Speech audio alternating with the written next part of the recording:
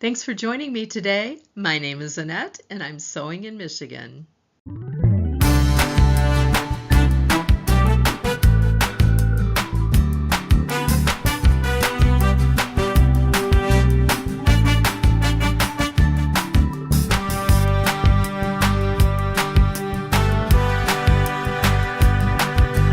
Before we get started today, a quick update on my April giveaway. You might recall a couple of videos ago, I announced an April giveaway of a pattern and a beautiful piece of fabric. Those are still up for grabs. I've had quite a few entrants, but the drawing is open through the end of the month. So if you think you might be interested, please go and look at that video and put a comment in the video whether you would like to enter to win the fabric or the pattern. The instructions are given in that video. An announcement though, that piece of fabric that I feature in the video is a 4-yard cut. I found an additional piece of that same fabric in my stash. I believe it's about 2 or 2.5 yards. So I will probably offer that to whoever comes in second. So I'm anticipating I'm going to have 2 winners of fabric and 1 of the pattern. So go check it out when you get a second.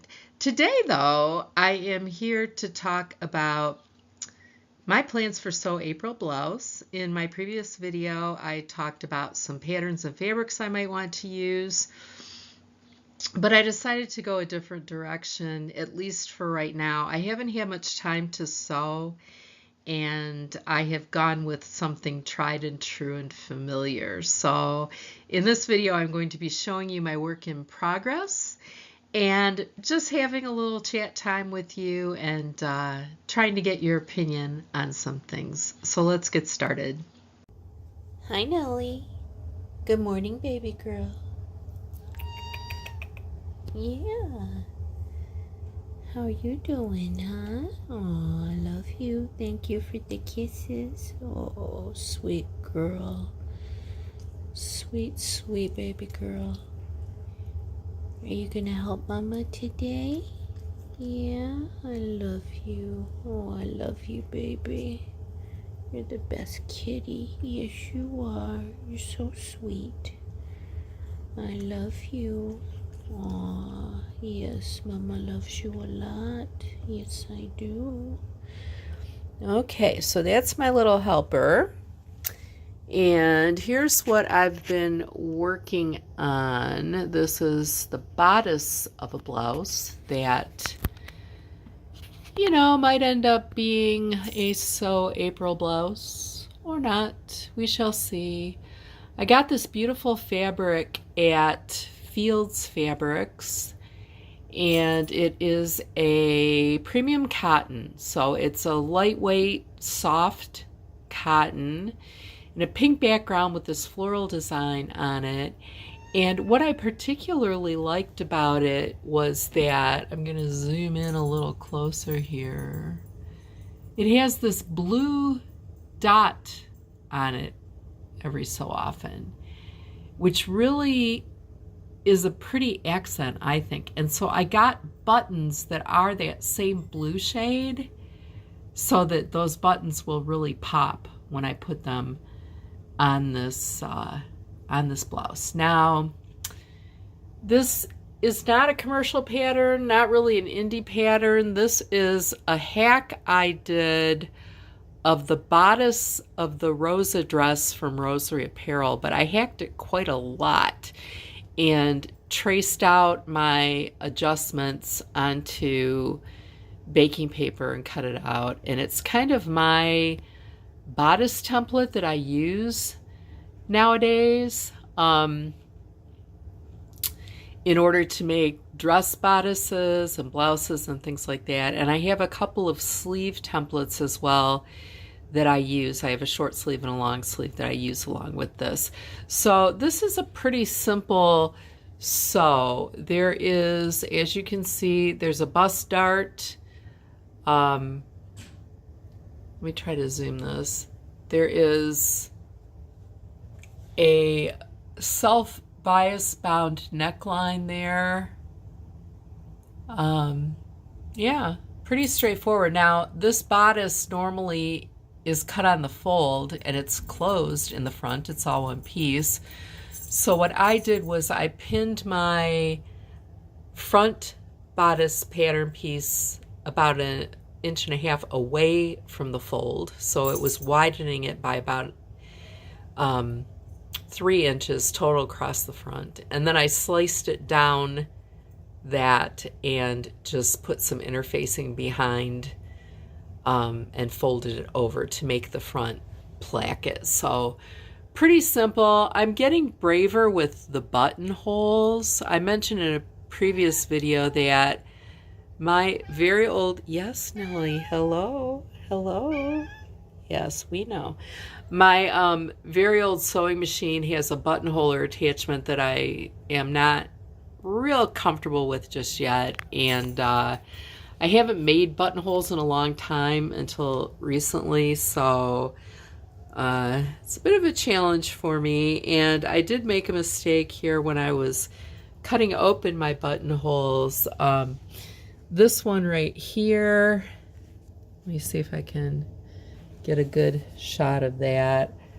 I sliced through the stitching. Maybe you can see that. So the bottom of it is okay, but the top part, I just did a hand whip stitch on it. And the perfectionist in me wants to fix that somehow. Maybe iron some interfacing onto the back of it and redo the buttonhole or something like that. But I'm trying to convince myself that it is okay with handmade clothing. If it has little flaws, that's part of what makes it unique and special, and I shouldn't fret about that. What do you think? Would you try to fix that or not? I mean, the buttonholes, as I'm panning down here, they look fine. They look uniform. There's the bad one in the center there.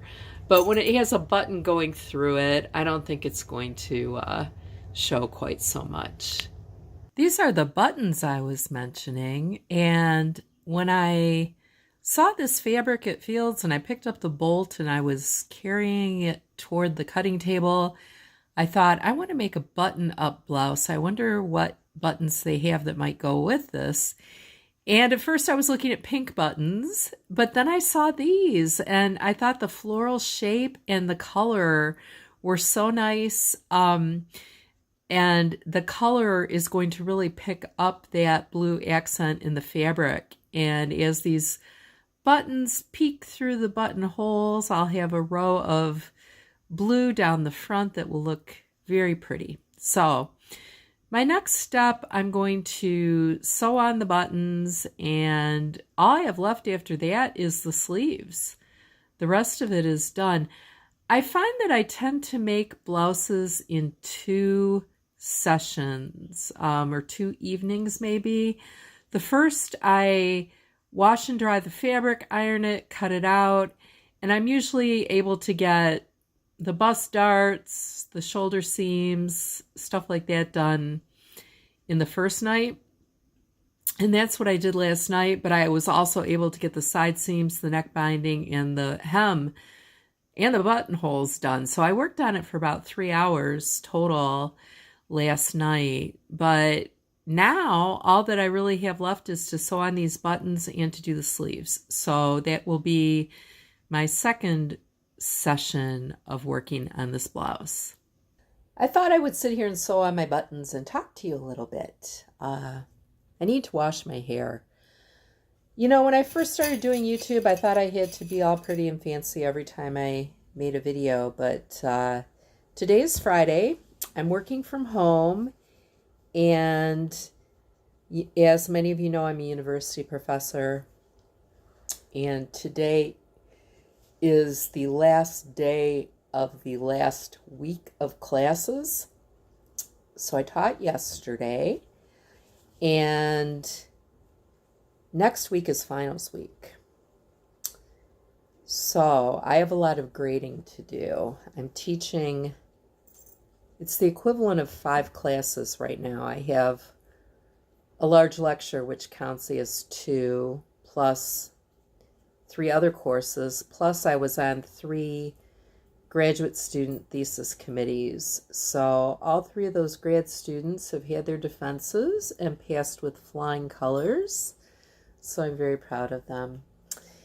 And now my other classes pretty much just have their finals to take, and I need to get some papers graded. So I'm working from home on doing those things today. But I wanted to get these buttons sewn on this blouse and see if I have time to put the sleeves on.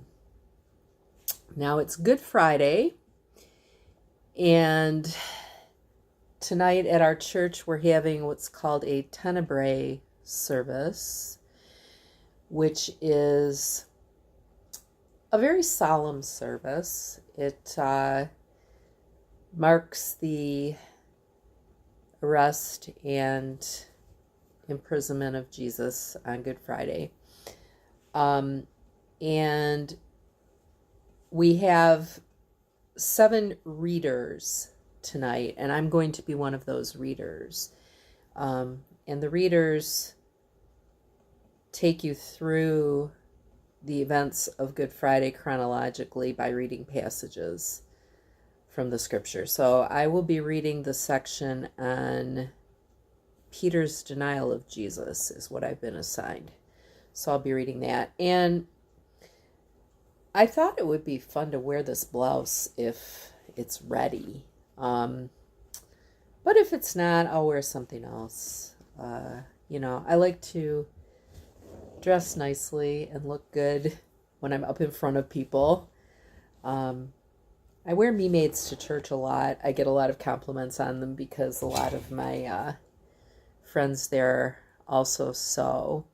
So they're able to appreciate the challenges and the amount of effort it takes to make something like this. Okay, first button done. Isn't that pretty? Really picks up that blue quite nicely. So I do need to wash my hair, as I said, but when I first started doing YouTube, I thought I got to look all pretty and fancy for every video, and I would sometimes delay getting started filming a video because I thought, well, I got to, curl my hair and put makeup on and do all those things. And it's nice to do those things, but there are moments like this where I would just like to come online and talk to you about what I'm doing and not worry about those things, because I think we're here for the sewing. We're not necessarily here for the glamour, right? I don't claim to be a beauty influencer or to have a beauty channel. So while I do like to look nice, I decided not to worry about that today, and I hope that's okay with you. Now, I wanted to ask you a question, something to ponder here. I was watching an older video on So Haley Jane's channel, and she was at a sewing event of some sort, and she was doing a rapid fire question round with other attendees, and she was asking them things like knits or wovens, snaps or buttons, buttons or zippers, things like that, to see what their preferences were. And one of the questions she asked was, this is not in the right place. Okay, we're going to take that off and move it to the right place. One of the questions she asked was challenge or palette cleanser. And I thought that was a fun question because I think that's maybe a little dilemma we work with, or at least a question we ask ourselves from time to time. Do I want to make something that's going to challenge me, or do I want to make something that's a quick sew that I already know how to make and will give me some immediate gratification? And that's kind of what happened with this blouse. This blouse is in the palette cleanser category for me. Now, I often make skirts for little dresses for Africa, which I have shown you before, as a palette cleanser too, because they're very fast to sew up. And if I've just been working on something that was complicated or time consuming, it's fun to make up one of those skirts, just to have something that's just straight sewing and very quick. And I have been thinking about the Sew April Blouse challenge. And in my last video, I showed you some fabrics and patterns that I was considering using for Sew April Blouse. And I still want to make those up. But it's been a rough week. It's been a busy week, and sewing is my therapy. And I know I can whip up a blouse from this self-drafted template I was talking about in no time. You know, in an evening or two, and it's very straightforward. I don't have to worry about directions or whatever. I just cut it out and sew it up, and I know what I'm doing. And I was feeling the need for something like that. So that is where this blouse came from. I saw an ad that Fields Fabrics was having 50% off on their premium cottons. And that sale is still going on. And these are beautiful cottons. They're very soft, and, you know, they're not that stiff quilting cotton. They're dressmaking cottons. They are a little on the pricier side at full price. They're $13.99 a yard at full price. So that made them, you know, about $7 a yard at the sale price, which is a nice price for this kind of thing. So I got 3 yards because I didn't quite know what my plans were, and I knew I wanted a long sleeve. Because again, I was thinking, you know, in springtime, sometimes you want a sleeve, right? At least I do. I get cold. I'm one of those people my feet are always cold. But our classrooms, this winter, the classrooms have been cold. Now, usually they're too warm, so that's unusual. But classrooms have been cold lately, so I don't like to wear a heavy sweater because then I might get too warm. But I think a blouse with a sleeve will be a good way to go. So I wanted to make one of those. And when I got to Fields and looked at the fabrics, and I didn't need to buy fabric. You know, I didn't need to buy fabric. I've got plenty of fabric. I could have just used something from my stash. But I thought I'd just go in and have a look, as one does, right? Seems like a good idea at the time anyway. So I saw this on the 50% off premium cottons section, which is quite extensive. They've got a lot, and they've got beautiful things. And decided to get this. And then I found the buttons, and the rest is history. So I wanted to ask all of you, hold on, threading a needle.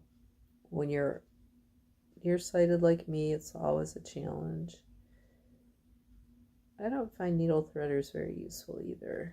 Okay, so needle threaded. I'm using like a turquoise colored thread on the buttons so they don't have a different color stitching in the center. So the stitching kind of matches the button. Anywho, I wanted to ask you folks if you're more of a challenge or palette cleanser kind of person. Or does it depend on the mood, and does it depend on what you've just made recently? What do you tend to gravitate toward? I do love a simple make. I'm kind of afraid of new patterns. And after I've made them a couple of times and I've adjusted the fit, then they become one of my old standbys. It's like that April blouse that I made for So Frugal, and I had to fiddle around with the fit a bit, but once I got the fit right, I think I've made three or four of them so far. Because it's a really quick sew and I like it. So I remind myself of that when I'm reluctant to try a new pattern, because it'll probably become one of my old standbys if I like it. And if I don't like it, I never have to make it again. I downloaded the violet blouse from Seamwork. I joined Seamwork, and the violet blouse, I showed it to you in my last video. It is just a straightforward little short sleeve blouse with a Peter Pan collar made in a woven fabric. I thought it was really cute, and I'm eager to make it. I downloaded the pattern, I pasted it or taped it all together and cut it out, and now I'm scared. Now I'm scared to venture into unknown territory. It doesn't look like a difficult sew. One of the things that I'm hesitant about is the sizing. Because I've lost weight recently, I'm still not quite clear on what size I wear or what size I should take. So, you know, if I was making a pattern in the past, I would have made a 20 or maybe an 18. And so I'm always tempted to start there and cut out a 20, but that would be too large for me right now. So I'm trying to trust my measurements more. And when I looked on the back of the violet pattern, or I should say the instructions, because it's a download, my measurements and the finished garment measurements put me in a 14, which I was kind of uneasy about. Now, the pattern only goes up to an 18, so the outside cutting line on it is an 18. And so I cut it out first at the 18, and then I took my bodice pattern that I'm using for this blouse, the one that I've kind of customized, and laid it up against that pattern and saw that, yes, the 14 did look like the right size. It was matching up with my custom pattern. So I went ahead and did that. I'm trying to be brave, and I'm trying to be realistic about what size I wear. You know, I didn't want it to be too big, but here's the thing. I don't usually do 12s. I don't usually do a mock-up of a garment, partly because I don't use unfamiliar patterns very often. But in this case, I'm thinking I should, just with the bodice front and back. I'm thinking I should probably, oh, the thread got all bunched up on the back side. I hate when that happens. I was thinking I should probably just cut out the bodice front and back in a like an old bed sheet or something, and do the bust darts and sew the front and back together, and, you know, try that on and just see how that looks. See if it looks, you know, like it's fitting me properly, or if it's not, I can cut the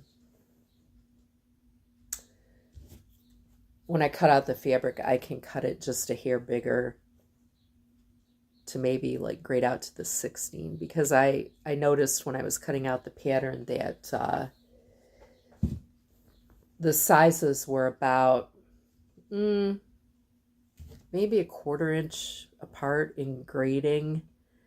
So I think if I do the mock-up of the bodice and it's feeling not quite big enough, I can just cut the side seam slightly larger and the armhole side seam, the sleeve side seam, the equivalent amount larger, and be okay. But using new patterns is always scary to me. I'm always afraid I'll get it half done and run into trouble, or I'll make it and I won't like it. I've really only had that problem once with making something from an unfamiliar pattern and really not liking it. And it was the, oh gosh, I can't remember the name of it offhand. A few videos ago, I had a video titled, "Is This a Fail?" And that's the one that I made but didn't like. And it was because it had kind of a wonky neckline. It had kind of a boat neck, and it wasn't pictured that way on the pattern. It was pictured as just a like rounded neck, and I do not like a boat neck. And also the facing was doing something kind of funky. So yeah, I haven't really worn it, unfortunately. I don't like that one. But I guess it's a risk we take with sewing that, are we going to spend a lot of time on something and then end up not liking it and feeling like we wasted time, money, fabric? However, I do think that sewing is an art and a craft, and making art, it doesn't always turn out the way we might have envisioned it, right? So things like that problem buttonhole I showed you earlier, those things happen, and it doesn't mean it's wrong necessarily. It's just,